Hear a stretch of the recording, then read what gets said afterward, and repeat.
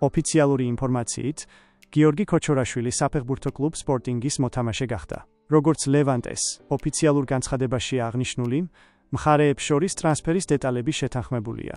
ცნობილია, რომ ტრანსფერის ღირებულება 7,5 მილიონ ევროს შეადგენს. ქართველმა ფეხბურთელმა სპორტინგთან 5 წლიანი კონტრაქტი გააფორმა, რომლის მიხედვითაც მისი გამოსასყიდი თანხა 80 მილიონი ევროა. ქოჩორაშვილი ახალ კლუბს 2030 წლის ზაფხულამდე დაუკავშირდება. გიორგი ქოჩორაშვილი სპორტინგს მიმდინარე წლის 30 ივნისს შეუერთდება. ლევანტეს შემადგენლობაში ქოჩორაშვილმა 47 ოფიციალურ მატჩში 9 გოლი გაიტანა. სპორტინგი პორტუგალიის ჩემპიონატს 65 ქულით ლიდერობს და 20 გზის ჩემპიონია. გთხოვთ, მოიწონოთ ვიდეო და გამოიწეროთ არხი.